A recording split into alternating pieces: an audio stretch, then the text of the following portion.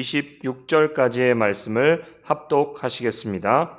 여자가 이르되 주여 내가 보니 선지자로소이다. 우리 조상들은 이 산에서 예배하였는데 당신들의 말은 예배할 곳이 예루살렘에 있다 하더이다. 예수께서 이르시되 여자여 내 말을 믿으라. 이 산에서도 말고 예루살렘에서도 말고 너희가 아버지께 예배할 때가 이르리라. 너희는 알지 못하는 것을 예배하고 우리는 아는 것을 예배하노니 이는 구원이 유대인에게서 남이라. 아버지께 참되게 예배하는 자들은 영과 진리로 예배할 때가 오나니 곧 이때라. 아버지께서는 자기에게 이렇게 예배하는 자들을 찾으시느니라. 하나님은 영이시니 예배하는 자가 영과 진리로 예배할지니라. 여자가 이르되 메시아 곧 그리스도라 하는 이가 오실 줄을 내가 아노니 그가 오시면 모든 것을 우리에게 알려주시리이다. 예수께서 이르시되 내게 말하는 내가 그라 하시니라. 오늘 하나님 말씀 요한복음 4장 19절에서 26절의 말씀으로 이 산도 아니고 또 예루살렘도 아니고 아는 것을 예배해야 한다라는 제목으로 말씀의 은혜를 나누고자 합니다. 이 코로나19 바이러스로 말미암아 인하여 예배가 지난 8월 16일 주일 예배부터 온전한 비대면 예배로 이루어지고 있다가 지난주부터는 이제는 소형교회는 20명 또한 대형교회는 50명 미만의 성도님들이 부분적으로 모여서 이제 예배를 드리게 되었습니다. 우리 교회도 이제 오늘부터는 2부 예배 때도 이제 한 20명 정도 되는 성도님들이 같이 와서 예배 드렸고 지금도 그 정도 미만의 성도님들이 함께 예배를 드리고 있는 것을 발견하게 됩니다. 이렇게 비대면 예배로 드려지다 보니까 또한 대면 예배에 대한 이야기도 하다 보니까 이렇게 자연스럽게 평상시에 쓰고 있지 않았던 단어를 사용하게 되는데 그 단어가 바로 우리가 방금 얘기했던 대면 예배, 비대면 예배라는 그런 단어를 자연스럽게 사용하고 있다는 겁니다. 이렇게 자연스럽게 이 단어를 사용하는 그 자체도 굉장히 안타까운 상황이라고 할 수가 있게 되죠. 자, 그러다 보니까 기독교인들 사이에서 두 부류로 나눠주고 있습니다. 바로 이 대면과 비대면 예배의 중심으로. 첫째 부류는 정부의 방침은 비대면이지만 기독교인에게는 가장 핵심적인 생명과 같은 것이 예배니까 어떻게 하시든지 간에 대면 예배를 드려야 한다라는 부류가 있습니다. 두 번째 부류는 반대로 정부의 방침도 하나님의 권세 아래에 있으니 뜻에 따라서 비대면 예배를 드려야 한다라는 부류가 있습니다. 대부분의 교회가 바로 두 번째 부류라고 할 수가 있게 되죠. 그럼 성도 여러분들은 어떻게 생각하십니까? 대면 예배를 드려야겠습니까?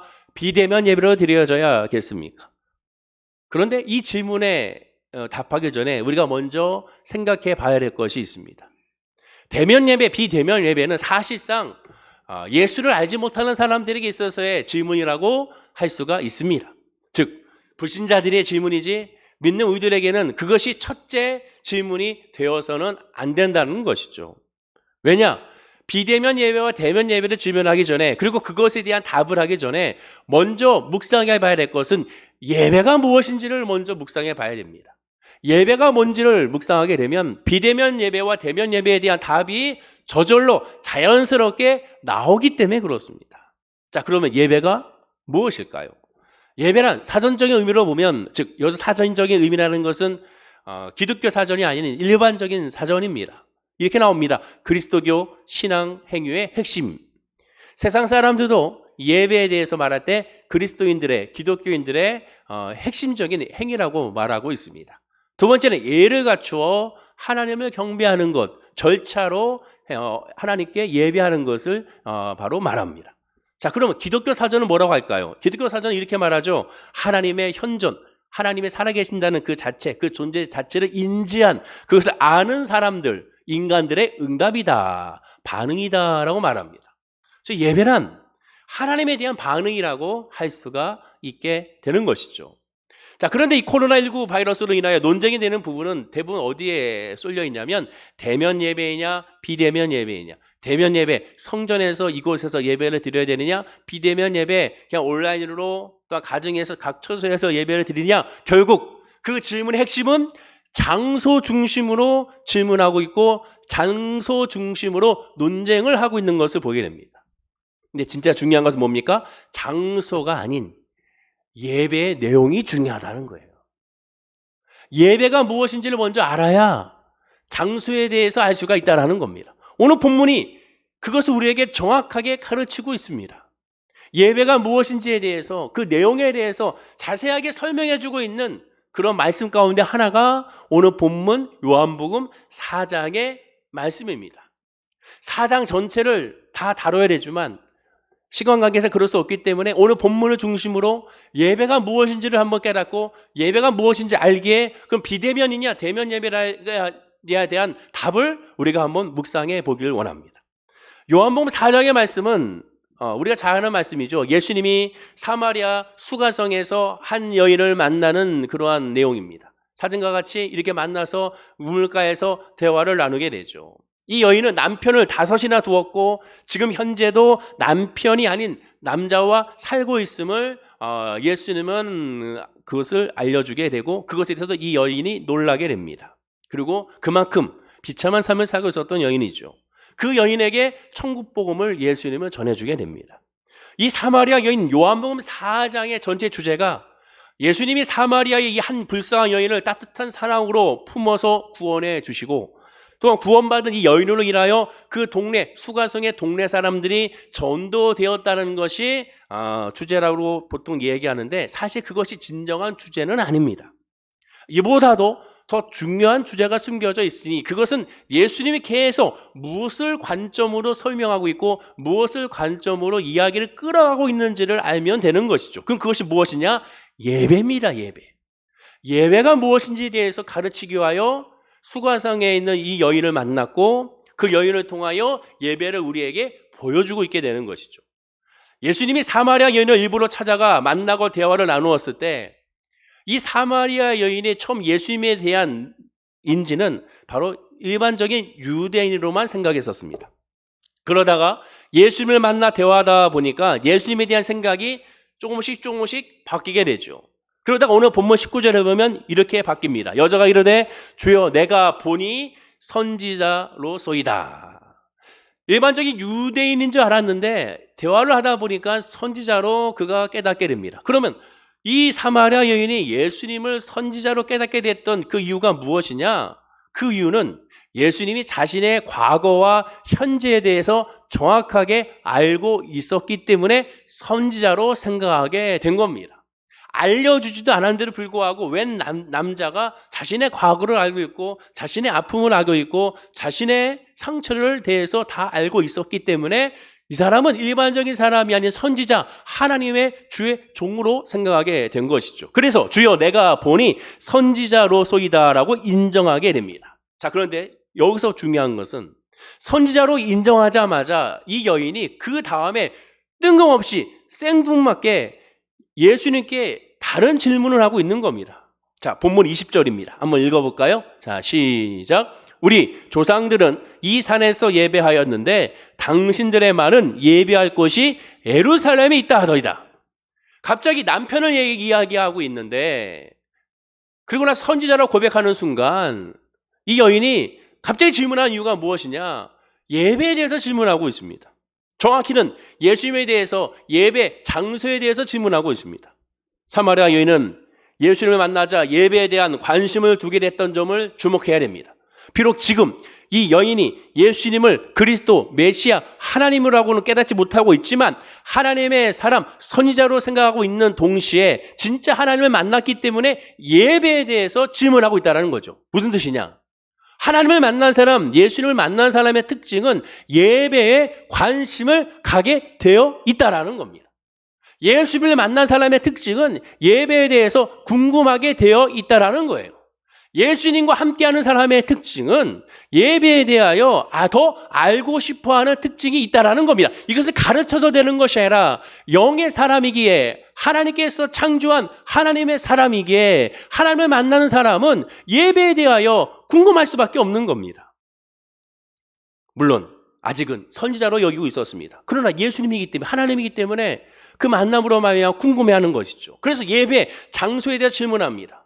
예루살렘 성전에 가서 예배를 드려야 되는지, 지금 사마리아 지역 이 지역에서는 북이스라엘의 초대왕 바로 여로보암이 정치적인 목적으로 말미암아 예루살렘으로 사람들이 백성들이 가지 못하게 하기 위하여 그 사마리아 산에 단을 쌓고 이곳에서 예배를 드리라고 그렇게 명령했었거든요. 그때부터 시작하여 사마리아 사람들은 그곳에서 예배를 드리고 있었습니다. 그래서 질문하는 거예요. 여기서 예배 드리는 것이 진짜 예배인지, 예루살렘에 가서 예배 드리는 것이 진짜 예배인지 이 여인이 궁금해하고 있는 것이죠. 무슨 얘기냐? 한마디로 사마리아 여인은 내가 지금 드려지는 예배가 온전한 예배인지를 질문하고 있는 겁니다. 바른 예배의 장소인지를 질문하고 있는 거예요. 그럼 무슨 뜻이 되느냐? 단순하게 예배 장소에 대한 질문이 아니라 내 마음에 평안함이 없기에 이런 질문을 하게 되는 거예요. 지금 하고 있는 예배가 평안하다면, 지금 드려지는 예배가 기쁘다면, 지금 드려지는 예배가 감사하다면, 지금 드려지는 예배에 하나님의 임재를 확신하다면 이런 질문을 할 필요가 없습니다. 그러나 그러한 것에 대해 확신이 없으니 저기 예루살렘에 가서 예배 드려야 되나? 아니면 정말 여기서 드리는 내 예배가 하나님께서 받아주신 예배인가? 질문하게 되는 거예요. 하나님이 계시니 당연한 겁니다. 하나님의 임재, 성령의 임재가 임하면 어떤 역사를 합니까? 나의 하는 기도가 주님께 연락되기를 원하나이다라고 고백하게 돼요. 다윗을 보십시오. 나의 기도에 하나님 연락되기 원하나이다. 내 예배를 하나님 받으시기 원하나이다. 내 찬양을 하나님 받으시기 원하나이다. 왜? 인간의 모습은 선함이 없기에, 완전히 선하지 않기에 늘 부족하고 하나님의 빛이 비추면 늘 죄악이 비춰지기 때문에 하나님 앞에 엎드릴 수밖에 없는 거예요. 지금 단순히 장소를 질문하는 것이 아니라 예배에 대해서 사마리아인은 질문하고 있습니다. 자, 이때 예수님이 이 질문에 대하여 이렇게 답을 합니다. 오늘 본문 핵심이죠. 본문 21절과 22절 이 말씀만 잘 알고 있으면 오늘 설교는 더 이상 할 필요도 없습니다. 우리 다 함께 21절과 22절 읽어볼까요? 자, 시작. 예수께서 이르시되 여자여 내 말을 믿으라. 이 산에서도 말고 예루살렘에서도 말고 너희가 아버지께 예배할 때가 이르리라. 너희는 알지 못하는 것을 예배하고 우리는 아는 것을 예배하노니 이는 구원이 유대인에게서 남이라. 잘 보십시오. 이 산에서도 말고 예루살렘에서도 말고 또 너희는 알지 못하는 것을 예배하고 또 우리가 아는 것을 예배하노니 마지막 이는 구원이 유대인에게서 남이라라고 말씀합니다. 논리적으로 따져보십시오. 이 사마리아 여인이 질문했습니다. 사마리아 여인의 질문은 장소에 대해서 질문했어요. 그러면 논리적으로 봤을 때 장소에 대해서 질문하면 장소에 대한 답을 해야죠. 예루살렘에서 드려야 된다던가 사마리아 산에서 드리려고 하던가 또는 제3의 장소에서 드리려고 하던가 뭔가 장소에 대한 질문이라면 장소에 대한 질문하는 것이 논리적이고 이성적입니다. 그런데 지금 예수님의 답을 보십시오. 장소에 대한 질문에 장소로 답하지 않고요. 바로 다른 것으로 답하고 있습니다. 무슨 뜻입니까? 지금 예배드리는 장소가 중요한 것이 아니야. 그 내용을 알고 예배드리는 것이 중요한 것이라고 예수님을 말씀하고 있는 거예요. 오늘도 마찬가지예요. 불신자들은 이렇게 질문할 수 있어요. 대면 예배가 중요하냐? 비대면 예배가 중요하냐? 불신자들은 그렇게 질문할 수 있어요. 그것 때문에 논쟁을 벌이고 그것 때문에 싸울 수가 있어요. 그러나 적어도 하나님을 알고 예수를 아는 우리라면, 특별히 주의 종들이라면, 주님을 아는 사람이라면, 하나님을 깨닫는 영적인 지도자들이라면, 또한 직분자들이라면 비대면 예배가 중요하냐? 대면 예배가 중요하냐? 교회에서 드려야 되느냐? 집에서 드려야 되느냐? 장소에 대해서 중요한 것이 먼저가 아니라 내용을 알아야죠. 예배가 무엇인지를 먼저 알아야 한다는 겁니다. 그것이 중요한 거예요. 장소가 먼저가 아니에요. 또한 예수님은 사마리아 사람들 지금 알지 못하고 예배드린다고 했습니다. 이것이 또한 중요하죠. 알지 못하고 예배드린다는 거예요. 여기서 안다는 것은 뭐냐면 이스라엘 백성들에게서 안다는 것은 체험적으로 알할 때 안다고 합니다. 단순하게 내가 이성으로 아는 것이 체험적으로 아는 거예요. 자, 예를 들면 이런 겁니다. 여러분, 자, 미국이라는 나라가 있습니까? 라고 물어본다면 우리는 다 알아요. 예, 미국이라는 나라가 있습니다. 그런데 이스라엘 백성들에게 있어서 안다는 것은 너 미국 갔다 왔어? 갔다 오지 않았다면 안다고 할지 못해요. 내가 직접 미국에 가서 미국이라는 나라를 경험하고 와야 안다라고 말하는 겁니다. 우리는 보통 나 미국에 알아. 미국이라는 나라가 있어. 난 미국을 알고 있어. 미국의 로스앤젤레스 알고 있고 뉴욕도 알고 미국 대통령도 알고 있어. 그러면 너 가봤어? 너 만나봤어? 즉 체험했어? 체험하지 못하면 아는 것이 아닙니다. 이스라엘에게서 알면 이성과 감성과 모든 육체적인 모든 것들이 다 동원하여 체험적으로 알 때 안다라고 합니다. 지금 예수님께서 바로 아는 예배라는 것은 바로 그것을 의미하는 거예요. 체험적으로 아는 거예요. 즉 이스라엘 백성들에게 말의 개념, 안다는 개념은 부부가 오랜 세월 살을 맞대고 살면서 서로를 알아가듯이 그렇게 아는 체험적인 알을 이야기하는 겁니다. 그러므로 아는 것을 예배한다는 무엇입니까? 실질적으로 내가 예배하는 대상이 누군지 알고 하나님이 누군지를 알고 하나님이 어떤 분인지 알고 하나님이 원하시는 건 무엇인지 알고 하나님을 체험했을 때, 영적으로 체험했을 때 그것을 안다라고 말하게 되는 거예요. 그리고 그 알미 온전한 예배가 되어지는 겁니다. 모르면 온전한 예배가 아니에요. 자, 우상 숭배의 특징은 뭡니까? 우상의 특징이 뭐예요? 우상의 특징은 우상에 대해서 알려고 하지 않아요. 그 우상에 대해, 미신의 우상에 대해서 이 신이 어떤 신인지, 이 신이 무엇을 바라는지, 이 신은 어떻게 태어나고 어떻게 존재했고 어떻게 무엇을 하고자 하는지, 지금 나에게 원하는 건 무엇인지에 대해서 절대로 알려고 하지 않습니다. 그저 내가 원하는 것을, 목적을 달성하기 위하여 빌고 지극정성을 하게 되는 것이지 그 신에 대해서는 알려고 하지는 않습니다. 하나님은 다르죠. 하나님이 원하시는 뭐예요? 하나님은 알아야 되는 거, 알아야 되는 거. 내가 너를 알고 네가 나를 알고, 이것을 인격적인 관계라고 하죠. 바로 이것이 예배라고 말씀하고 있는 거. 아는 거예요, 아는 거. 그래서 우리 장로님이 아까 기도한 것처럼, 호세가 말한 것처럼 힘써 알기 원하는 거, 힘써 알기 원한다. 알아야 되는 거, 알아야 되는 거. 그것이 아는 겁니다. 자, 그런데 또 이상하지 않습니까? 지금까지 사마리아 여인과 이스라엘 백성들은 하나님께 예배를 계속 드리고 있잖아요. 그런데 그 예배에 대해서 하나님은 알지 못하는 예배라고 말하고 있습니다. 그럼 지금까지 드린 예배는 온전한 예배가 아니라는 뜻이지 않습니까? 그렇다고 사마리아인들에게만 해당하는 것이 아니에요.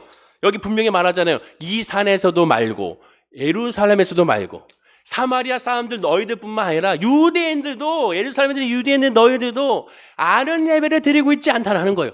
모르는 예배를 드리고 있다는 거예요. 겉모습만 예배하고 겉모습만 기도하고 있지만, 겉모습만 찬양하고 있지만 주님께 연락되지 않는 예배를 드리고 있다는 겁니다. 그럼 그것이 가능합니까? 가능하죠. 예수님이 강조한 건 뭐예요? 알곡과 쭉쟁이를 강조하고 있지 않습니까? 구약에도 마찬가지예요. 사마리아뿐만 아니라 모든 유대인들은 다 지금 온전한 예배를 드리고 있지 못한다는 겁니다. 구약 시대를 보십시오. 하나님은 율법을 통하여 성전 예배에 대해서 하나하나 알려줬습니다. 구체적으로 언제, 어디서, 누가 어떻게 제사를 드려야 되는지를 하나하나 규정을 알려줬고, 그 규정을 그대로 따르면 됐습니다. 규정대로 잘 지키면 예배가 이루어졌어요. 근데 문제는 뭡니까? 그 규정들 하나하나를 규정으로만 지켰습니다. 왜 이 규정이 이루어졌는지에 대해서 관심이 없어요. 왜 물두멍에서 손을 씻어야 되는지, 왜 각을 떠야 되는지에 대해서 관심이 없어요. 관심이 없는 거예요. 그냥 하나니까 형식적으로만 하는 겁니다. 제가 2, 3년 전에 수예배 시간에 시리즈로 우리 예배 순서에 대해서 한번 설교한 적이 있습니다. 왜 주기도문을 왜 하는지, 사도신경을 왜 하는지, 성가대가 왜 서야 되는지, 대표기도를 왜 해야 되는지에 대해서 한번 쫙 시리즈로 설교했던 기억이 납니다. 이유가 있는 거예요. 이유가 있는 거예요. 세상에서도 어떠한 것을 가르칠 때, 특별히 어떤 무술 같은 경우면 무술을 가르칠 때 이 무술을 왜 이 동작을 해야 되는지에 대해서 설명을 하지 못하면 아무런 의미가 없는 겁니다. 왜 이 동작을 해야 되는지를 설명이 해줘야 되는 거예요. 스포츠도 마찬가지예요. 축구도 야구도 왜 이 동작을 해야 되는지 설명을 해줘야 되는 거예요. 설명이 없는 것은 의미가 없는 거거든요. 하나님도 마찬가지입니다. 하나님이 우리에게 주시는 모든 것들에 대해서는 다 의미가 있는 겁니다. 뜻이 있는 거예요. 역사가 있는 거예요. 그냥 한 것은 아무것도 없습니다. 근데 유대인들은 그것에 관심이 없어요. 그저 형식적으로만 지키려고 그랬습니다. 오죽했으면 하나님께 참다가 말라기 선지자를 통하여 말합니다. 말라기 1장 7절에 너희가 더러운 떡을 나의 단에 드리고도 말하기를 우리가 어떻게 주를 더럽게 하였나이까 하는도다. 영적으로 이 지경까지 이루어졌어요. 예배 드리고 있잖아요. 내가 기도하잖아요. 내가 하나님을 섬기잖아요. 내가 교회 나오잖아요. 내가 봉사하잖아요. 내가 11조 드리잖아요. 근데 하나님 왜 안 받아줍니까? 난 할 거 다 하는데. 지금 그렇게 말하는 것과 똑같아요. 영적으로 극도로 타락한 이스라엘은 형식만 갖췄어요. 거기에 의미를 부여하지 않습니다. 저는 것, 병든 것을 하나님께 바치고서도 뻔뻔한 겁니다. 그래서 하나님은 말라기 1장 10절에 말합니다. 만군의 여호와가 이르노라 너희가 내 제단 위에 헛되이 불사르지 못하게 하기 위하여 너희 중에 성전물을 다룰 자가 있었으면 좋겠도다. 기막힌 표현 아닙니까? 성전물을 다룰 자가 있으면 좋겠도다. 내가 너희를 기뻐하지 아니하며 너희가 손으로 드린 것을 받지도 아니하리라. 너희가 이같이 행하였으니 내가 너희 중 하나인들 받겠느냐. 너희 중에 성전문을 다룰 자 있었으면 좋겠다 한탄하고 있습니다. 구약 시대에도 그랬고 예수님 때도 그랬고 오늘날도 마찬가지예요. 오늘날도. 그래서 늘 우리가 하나님 앞에 늘 깨달아야 됩니다. 하나님, 내가 드리는 예배와 내가 드리는 기도가 내가 하는 모든 것이 정말 주님의 뜻으로 이루어지기 원하나이다. 다윗의 고백이 이해가 되는 거예요. 다윗의 고백. 사도 바울의 고백이 이해가 되는 거예요. 내 안에 선한 것이 거하지 아니한 줄을 아노니. 원하면 내게 있으나 선행한 것은 없노라. 없어요. 우리가 할 수가 없는 겁니다. 그래서 늘 하나님을 의지하고 하나님 앞에 엎드려야 되는 것이죠. 지금 이 이스라엘 백성과 사마리아인들은 예배 장소는 성전이었습니다. 그러나 하나님 예배를 받지 않았습니다. 왜? 하나님을 알지 못하는 예배이기 때문에 그렇습니다. 동시에 예수님은 너희가 아버지께 예배할 때가 이르리라라고 하셨습니다. 자, 보십시오. 아까도 얘기한 것처럼 사마리아 여인은 어떻게 했습니까? 장소에 대해서 질문했어요. 장소. 근데 예수님은 답을 장소가 아닌 때, 그리고 아는 것, 알미라고 말하고 있습니다. 장소가 중요한 것이 아니야. 때가 중요해. 때가 중요한 거야. 또 아는 것이 중요한 거야. 예수님이 그렇게 답을 하고 있어요. 너희가 아버지께 예배할 때가 이르리라. 그리고 즉 그때에는 너희가 아는 것을 예배한다고 했습니다. 그러나 지금 너희들은 알지 못하는 것을 예배하고 있다고 말씀하고 있는 겁니다. 이 질문에 대해서, 이 답에 대해서 사마리아 여인의 답변을 보십시오. 자, 한번 요한복음 4장 25절인데 읽어볼까요? 자, 시작. 여자가 이르되 메시아 곧 그리스도라 하는 이가 오실 줄을 내가 아노니 그가 오시면 모든 것을 우리에게 알려주시리이다. 여러분, 이 사마리아 여인의 이 고백 25절 고백만 딱 띄어서 보면 얼마나 은혜로운 답변입니까? 그렇죠? 베드로가 예수님께 고백을 했습니다. 주는 그리스도시요 살아계신 하나님의 아들이다라고 고백했습니다. 자, 그 고백만 딱 띄어 보면 얼마나 은혜가 됩니까? 베드로의 그 고백에 예수님은 바요나 시모나 그 복되도다라고 말씀을 칭찬해 줬습니다. 그러나 이것을 알게 한 것은 성령 하나님이라고 말씀하고 있죠. 근데 이 사마리아의 고백도 베드로와 마찬가지로 칭찬받을 만한 고백인 것 같습니다. 메시아 곧 그리스도 하는 이가 오실 줄을 내가 아노니 그가 오시면 모든 것을 우리에게 알려주시리라고 고백하고 있으니까 당연히 이 정도의 고백이면 칭찬을 받아야겠죠. 그러나 예수님은 칭찬해주고 있지 않습니다. 왜 그러느냐? 이 고백은 당시 유대인들이라면, 율법을 알고 있는 이스라엘 백성들이라면 다 같이 공유하고 있는 일반적인 그러한 알미이기 때문에 그렇습니다. 아는 것이기 때문에 그렇습니다. 지식으로 다 알고 있었어요. 왜? 어릴 때부터 그렇게 교육을 받아왔으니까. 지금도 이스라엘을, 유대인들은 지금도 메시아를 기다리잖아요. 예수가 그리스도로 인정하지 않고 지금도 기다리고 있지 않습니까? 그들은 늘 메시아를 바라봤습니다. 왜? 아브라함의 자손이니까. 늘 바라봤어요. 알고 있는 거예요. 그러나 그냥 지식적으로만 알고 있는 겁니다. 사마리아인도 그냥 그렇게 습관적으로 고백한 거예요. 그냥 고백한 거예요.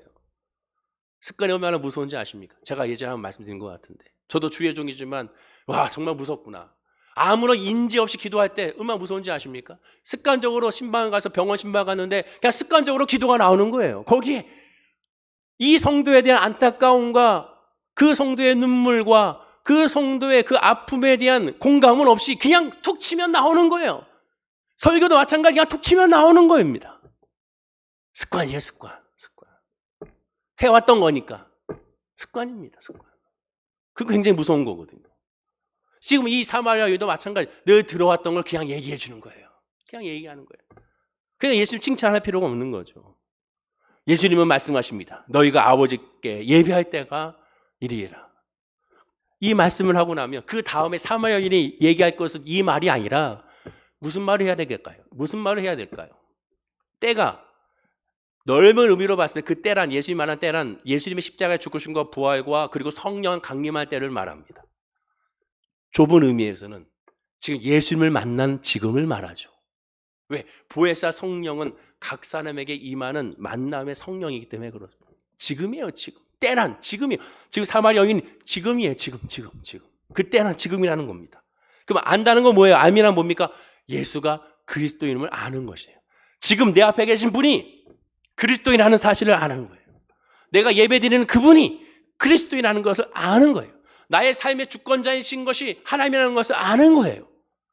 지난주에 말씀하신 내일은 우리는 모르지 않습니까? 내일을 주관하신 분이 하나님이라는 걸 아는 거예요. 내일은 몰라요. 그러나 내일을 주관하시는 분은 누군지를 아는 거지 않습니까? 그것이 바로 복음이고 그것이 바로 믿음이고 그것을 깨달는 것이 은혜거든요. 예수님은 지금 이 여인이 그렇게 말을 하자 기다렸다는 듯이 이렇게 말합니다. 요한복음 4장 26절입니다. 읽어볼까요? 자, 시작.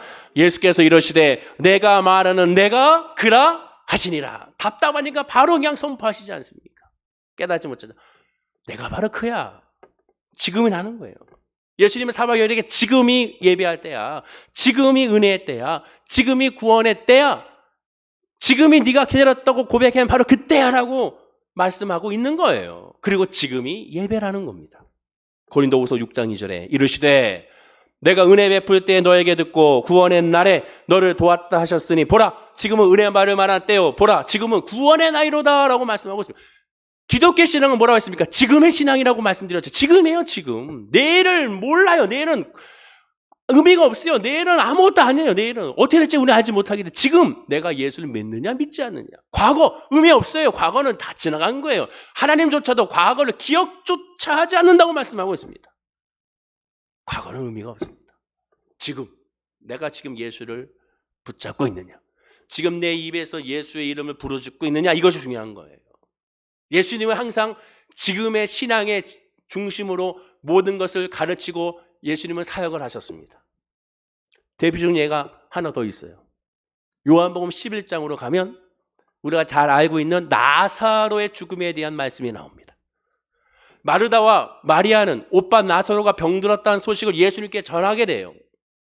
병들어서 죽게 되었다고 말하게 되죠. 그런데 예수님은 이 소식을 들었지만 성경에 보면 계시던 곳에서 이틀을 더 계신 후 들었지만 더 이틀을 계신 후 나사로에게 가시게 됩니다. 하지만 예수님이 오시기도 전에 이미 나사로는 죽었고 그 소식이 들려오게 되죠. 그때 예수님 이미 성경에 보면 알고 계셨더라고 말씀하게 됩니다. 그리고 예수님이 도착하니 나사로가 죽은 지 이미 나흘이나 지났습니다. 당시의 기후와 환경을 보게 되면 나흘이 지났다는 것은 이미 썩은 내가 풀풀 날 수밖에 없는 부패 상태라고 할 수가 있고 실제로 나사로의 무덤에서 나오라고 돌을 열라고 했을 때 사람들은 부패하여 냄새가 난다고 말한 것을 우리가 알게 되죠. 마르다는 예수님이 오신다는 소식을 듣고 나가 맞이했습니다. 왜? 그것이 당시의 풍습입니까? 마을 어귀까지 나가서 맞이를 하게 됩니다. 근데 그의 여동생 마리아는 집에 앉아 있었죠. 예수 오신다는 소리 들었지만 앉아 있어요. 왜? 삐졌잖아요. 삐졌어. 그래서 그냥 앉아 있었어요. 마르다는 언니니까 가서 맞이하게 됩니다. 그때 마르다가 예수님을 만나자마자 뭐라고 얘기합니까? 이렇게 얘기하잖아요. 요한복음 11장 21절에 마르다가 예수께 여짜오되 주께서 여기 계셨더라면 내 오라비가 죽지 아니하겠나이다. 주께서 여기 계셨으면 내 오라비가 죽지 아니하겠나이다. 예수님은 마리아는 어디 있냐고 물어보죠. 집에 있습니다. 데려와라. 이곳에 데려와라. 그러면 그 시간이 걸리잖아요. 마리아가 여기 올 때까지 예수님 기다리고 있는 거예요. 그 동안에 마르다와 또 대화를 나누고 계셨죠. 마리아가 왔어요. 자, 그러자 마리아는 마르다와 똑같은 말을 합니다. 요한복음 11장 32절에 마리아가 예수 계신 곳에 가서 배웠고 그 발 앞에 엎드려 이르되 주께서 여기 계셨더라면 내 오라비가 죽지 아니하겠나이다. 똑같은 말을 해요. 마르다와 마리아가 어쩜 이렇게 똑같은 말을 합니까? 둘 다 똑같이 주께서 여기 계셨더라면 내 오라비가 죽지 아니하겠나이다 라고 고백하고 있습니다. 그런데 여러분, 마르다와 마리아가 어떤 사람이에요? 주변 사람들 봤을 때 예수를 사랑하고 예수를 그리스도라고 믿는 사람들이며 그 누구보다도 열심히 섬긴다는 사람입니다. 이 사람들이 예수님 앞에 말합니다. 주께 여기 계셨던 내 오라비가 죽지 아니하겠나이다. 마르다와 마리아도 똑같아요. 사마리아 여인과 같이 때와 알이 없었습니다. 그 때와 알이라는 것을 알지 못했어요. 하나님을 잘 믿는다고 했지만 사실 잘 믿는 것이 아니었어요. 하나님을 잘 알지 못했어요. 자기 관점으로 하나님을 알았어요. 자기 관점으로 때를 알았어요. 자기 관점으로만 자기 중심의 신앙이지 하나님의 중심의 신앙이 아니었습니다. 자, 그러면 그 증거가 무엇입니까? 고백하잖아요. 주께서 여기 계셨더라면 내 오라비가 죽지 아니하겠나이다. 얼마나 자기 중심적인 신앙입니까? 하나님 중심의 신앙이 아니죠. 자, 그러면 하나님 중심의 신앙이면 하나님의 때를 알고 하나님이 누군지 알면 어떻게 고백합니까? 예수님이 오셨어요. 내 오라비가 이미 죽어서 무덤에 썩고 있습니다. 그러면 주님이 오셨어요. 예수님이 하나님이시고 메시아고 그리스도임을 정말로 믿는다면 어떻게 됩니까? 주께서 오셨으니 내 오라비가 살아날 줄로 믿습니다. 또는 주께서 오셨으니 뭔가 하나님께 역사가 일어날 줄로 믿습니다. 예수가 이제 이곳에 계시니 우리는 이미 승리했습니다. 자유했습니다. 응답받았습니다. 할렐루야라고 외쳐야 되는 것이죠. 근데 뭐라고 얘기합니까? 주께서 여기 계셔서 내 오라비가 죽지 않겠나이다. 답답하니까 예수님이 언니 마리아가 올 때까지 마르다에게 뭐라고 얘기합니까? 지금 때를 얘기하고 있지 않습니까? 그러나 그때 뭐라고 얘기합니까? 알고 있습니다. 내 오라비가 부활할 줄로 믿습니다. 나중에 부활할 줄로 믿습니다. 예수님은 지금이라고 말하고 있는데 나중에 부활할 줄로 믿습니다. 우리가 예수님의 때 하나님이 누군지를 정말 알고 있는지를 묵상해야 되는 거예요. 자, 그러면 예수님이 여기 계시고 그 하나님이 누군지 안다면 어떻게 되게요? 우리가 해야 될 건 뭡니까? 예수님이 지금 여러분들과 함께 있어요. 지금 예배할 여러분 앞에 계셔요. 그럼 우리가 해야 될 건 뭡니까? 그것이 찬양이고 그것이 경배고 그것이 예배죠. 당연히 이루어질 수밖에 없는 거예요. 왜? 주님이 내 앞에 계시는데 찬양밖에 나올 수밖에 없어요. 예수가 계시니 전지전능하신 분이라고 믿잖아요. 그만 이제 하나님이 역사할 줄로 믿는 것이죠. 베드로가 말씀에 의지하여 그물을 내리겠나이다. 바로 그거잖아요. 내 이성으로는 무슨 소리야, 밤새도록 내가 물고기 잡으려고 했지만 한 마리도 못 잡았는데 그것도 깊은 물에 가서 들어가라니 말도 안 돼. 그럼 베드로가 말하잖아요. 자기 관점 아니잖아요. 이제는 예수님이 여기 계시니 말씀에 의지하여 그물을 내리리이다. 마르다와 마리아도 마찬가지예요. 내 이성으로는 라사로는 죽었어요. 그러나 예수님이 여기 계시니 말씀에 의지해야 되는 것이죠. 하나님이 계시니까.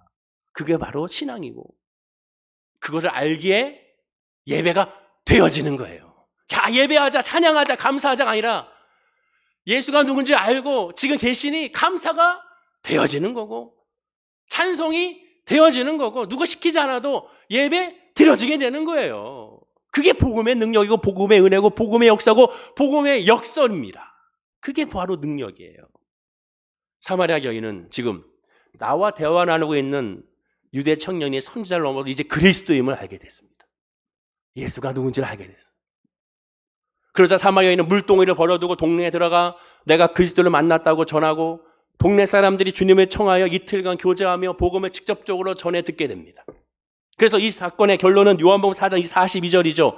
자, 한번 읽어볼까요? 자, 시작. 그 여자에게 말하되 이제 우리가 믿는 것은 내 말로 인함이 아니니 이는 우리가 친히 듣고 그가 참으로 세상의 구주신 줄 알미라 하였더라. 자, 보십시오. 정확하게 계속 이어지잖아요. 그 여자에게 말하되 사마리아인에게 말하되 우리가 믿는 것은 내 말로 인함이 아니니. 착각하지 말아요. 내가 전도해서 예수 믿게 했어요. 교만이에요. 목사님이 설교를 잘해서 예수 믿게 됐어요. 교만이에요. 다 도구예요. 분명히 말하잖아요. 사마리아 여인에게 말하되 네 말로 인함이 아니다. 그럼 뭡니까? 이는 우리가 친히 듣고 그가 참으로 세상의 구주인 줄 알미라. 친히 듣고 지금 예수님의 말씀을 듣고 지금 구주인 줄 알기에 믿은 거예요. 성경은 항상 하나님 관점입니다. 성경은 항상 주님 중심, 예수 중심인 거예요.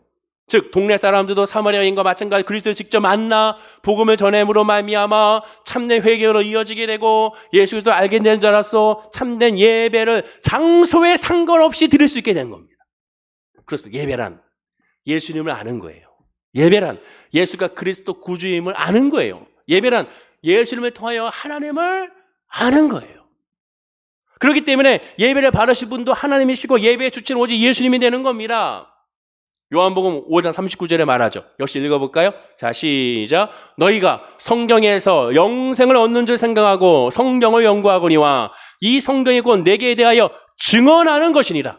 성경에서 영생을 얻는다고 생각하고 성경 연구하는데 이 성경은 곧 내게 대하여 증언한다.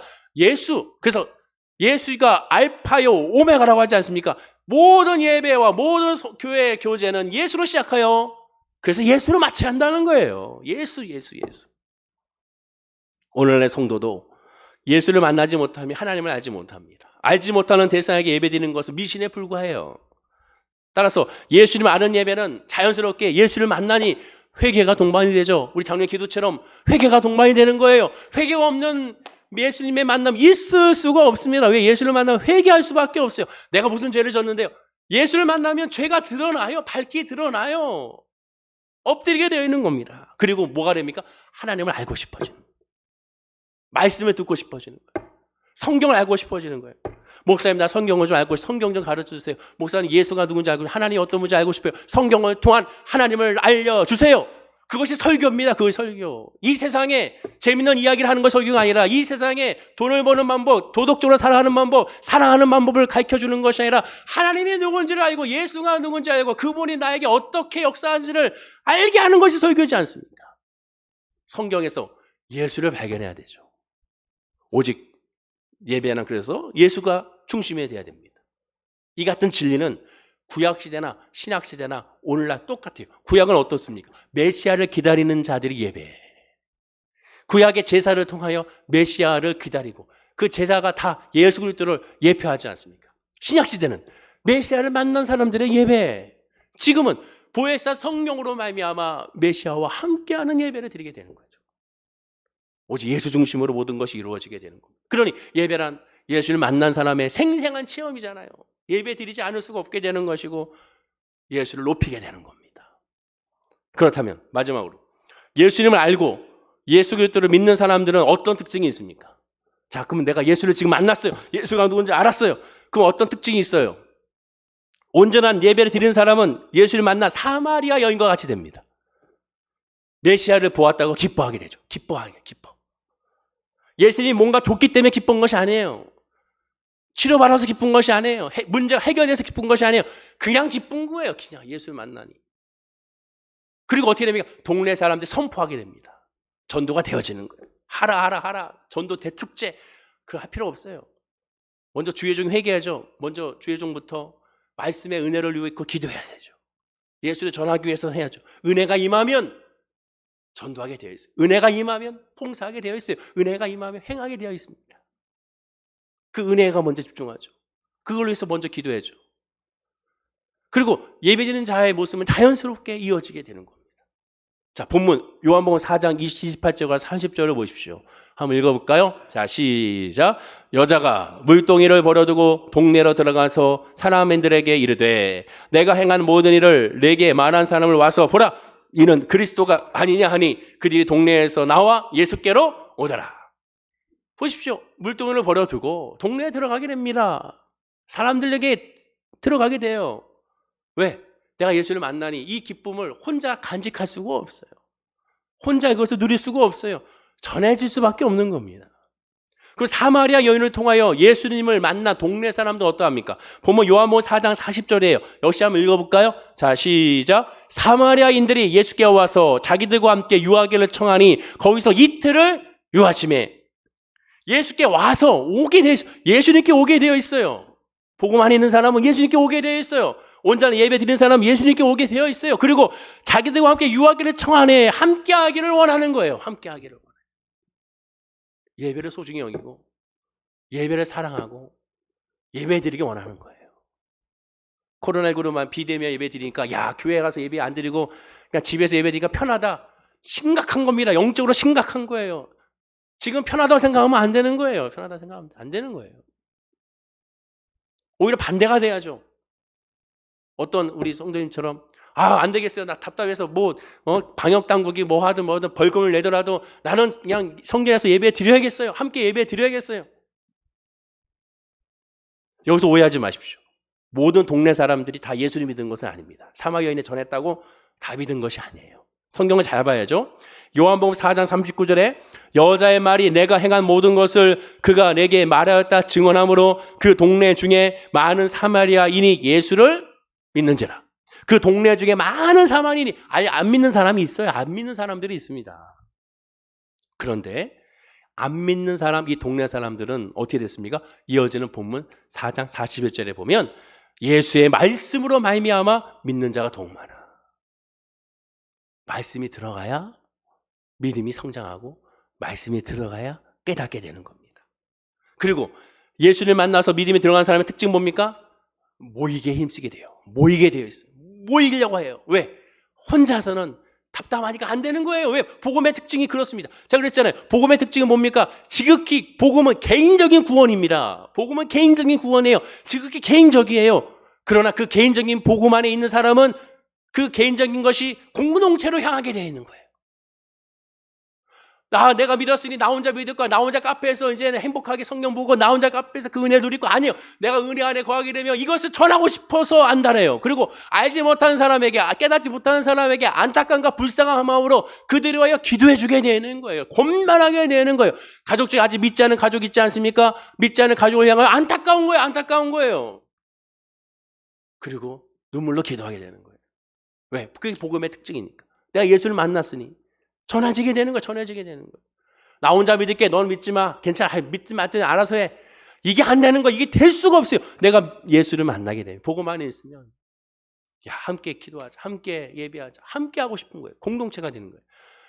히브리서 10장 25절에 모이기를 패하는 어떤 사람들의 습관과 같이 하지 말고 오직 권면하며 그날이 가까움을 볼수록 더 그리하자라고 말합니다.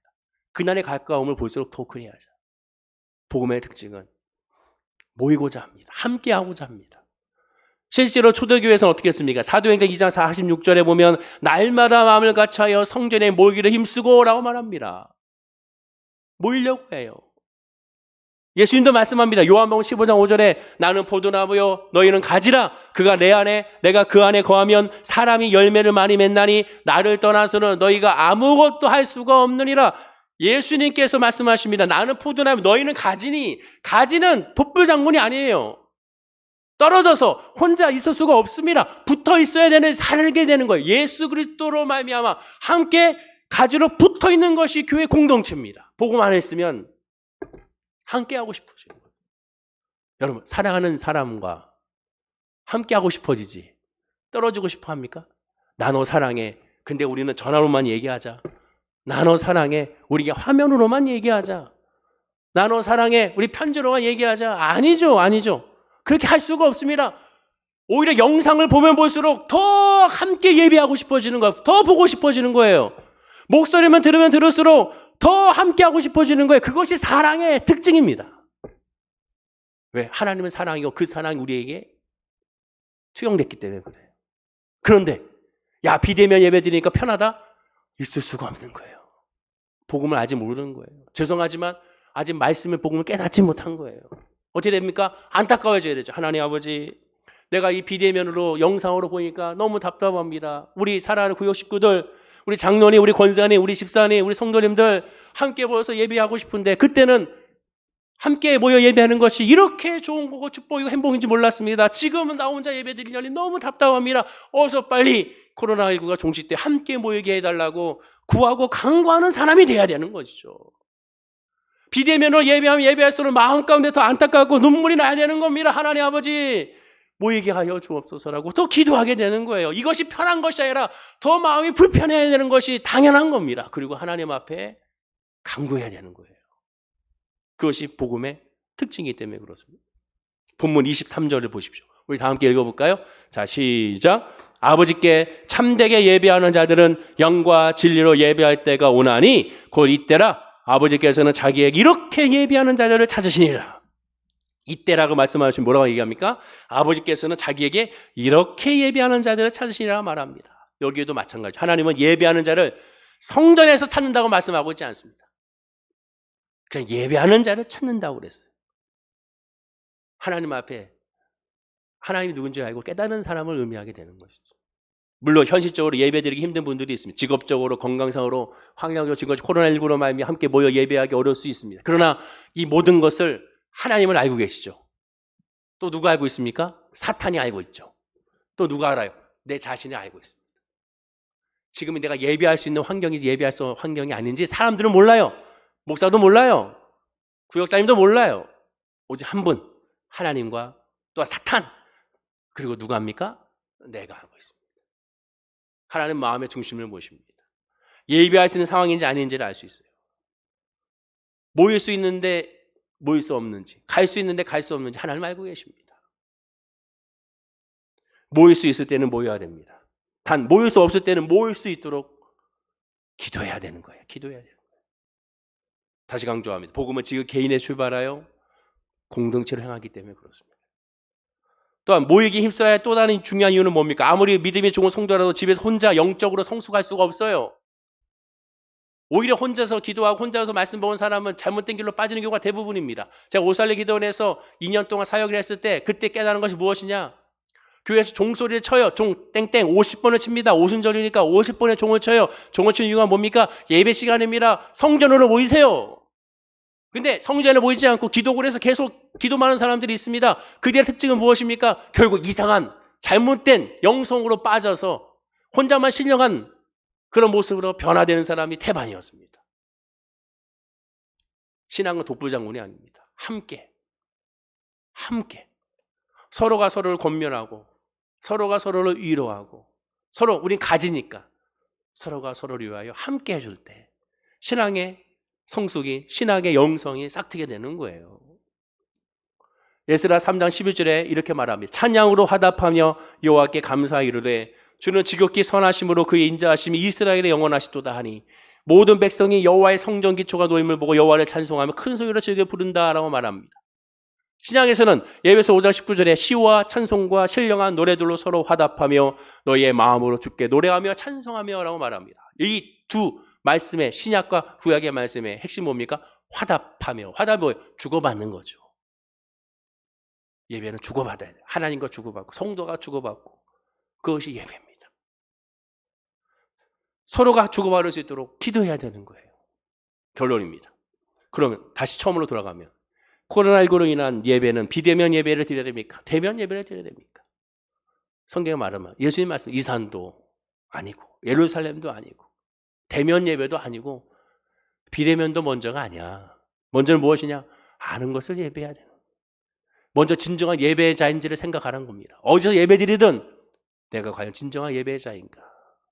예수가 누군지를 알고 있는가? 이걸 먼저 묵상해야 됩니다. 그리고 진정한 예배자라면 모일 수 없을 때 모이기를 힘쓰기 위하여 기도하고 같이 아파하며 같이 슬퍼하며 서로 위로하고 격려해주는 사람이 되는 것이죠.